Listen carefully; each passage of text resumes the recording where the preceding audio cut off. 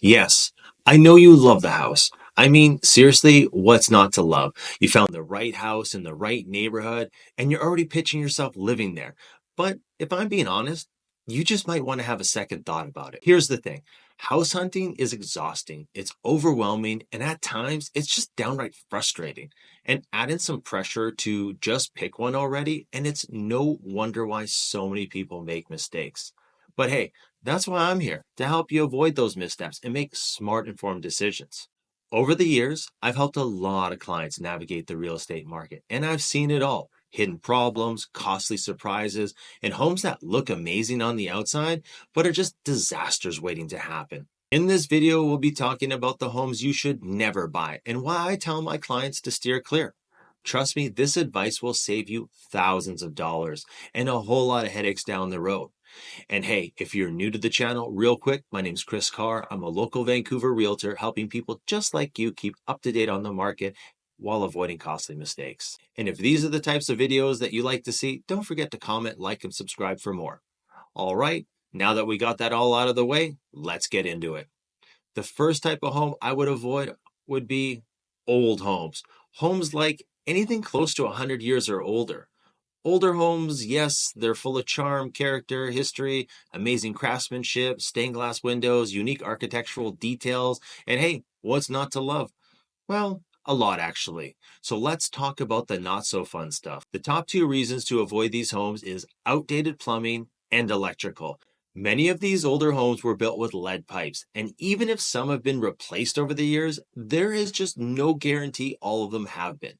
So replacing plumbing in an entire house, that's tens of thousands of dollars you just might not be ready to spend. Then we have the electrical. Some of these homes still have knob and tube, and that's a huge red flag, not just to me, but to the insurance companies too.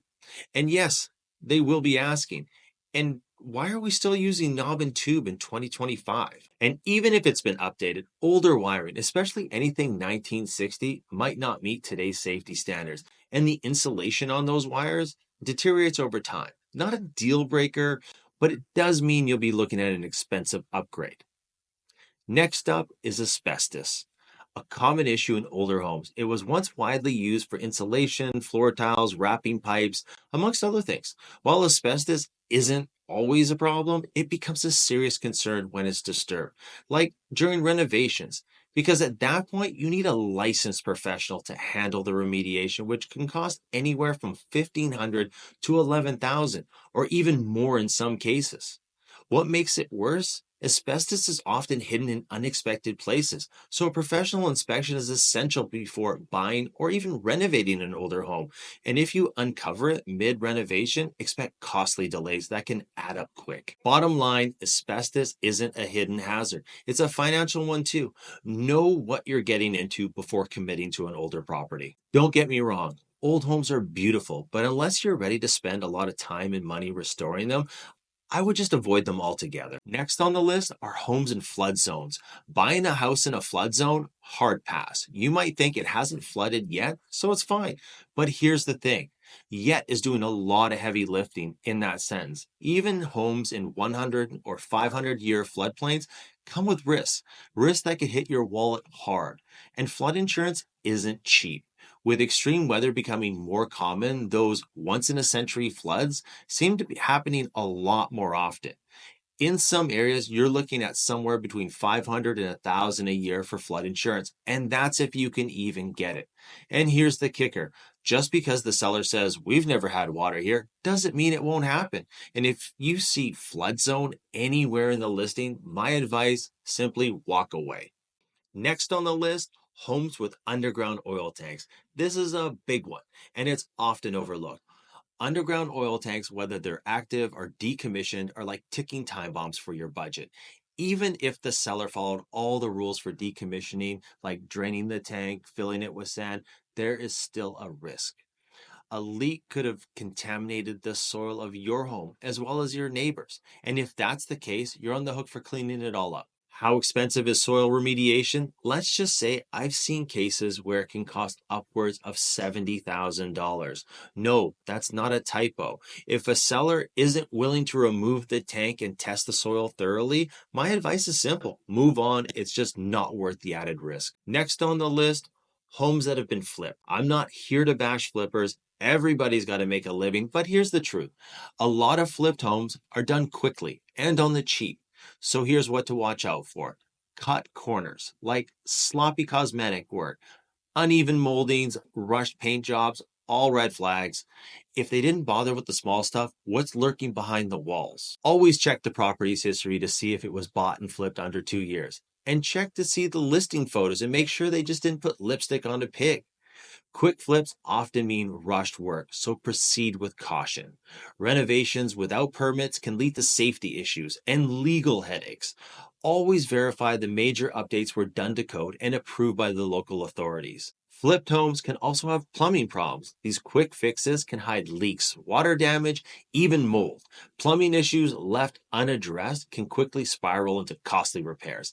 And last but not least, structural issues. Flippers quite often skip the costly fixes, leaving behind foundation issues. Uneven floors or sagging ceilings. If structural problems aren't properly resolved, just walk away. It's not worth your time. Next on the list, homes with over-the-top custom features. Let's talk about those houses with features, let's just say, that are a little extra. Say a 500-gallon fish tank built into the wall, hidden bookcase door leading to a secret room, or the holy grail of over-the-top, the ultimate man cave. Picture it. Memorabilia everywhere, neon beer signs lighting up the walls, a fully stocked bar, recliners for your entire fantasy football league. At first, it seems like the coolest thing ever. But fast forward a couple years to a Sunday morning and you're stuck cleaning up after your drunk buddies again. And at some point you're thinking, I'm over. And here's the kicker. Those custom features are expensive to maintain or remove. That fish tank you once loved, it's now an expensive headache. That man cave, good luck convincing the next buyer they need a personal sports bar in their new home. The same goes for ornate kitchens or custom designs. They might feel special to you, but they limit your pool of future buyers. And if you're the one footing the bill to undo or update them, that's money you will never get back. Bottom line, if a house has over-the-top custom features, ask yourself if you will still love them in 5 years, or you'll end up regretting the decision and paying to fix them. And since you've stayed to the end, here are a couple bonus tips to save you some time and money. Number one, ask for the seller's disclosure. This document can tell you a lot about the home's history, like the age of the roof, the furnace, the water heater, or whether there's been any past damage due to fire or flood. Number two, check flood zones. MLS listings often have this info, so ask your agent to confirm. Do not rely on third-party sites like Zillow for critical details. I hope this video helps you avoid some costly mistakes and find the home that you truly love. And if you're new here, hit the like button, subscribe, and drop a comment with your thoughts or questions down below. And if you need a great agent in your area, click the link in the description below. I'd be happy to connect with you. Thanks for hanging out, and I'll see you in the next one.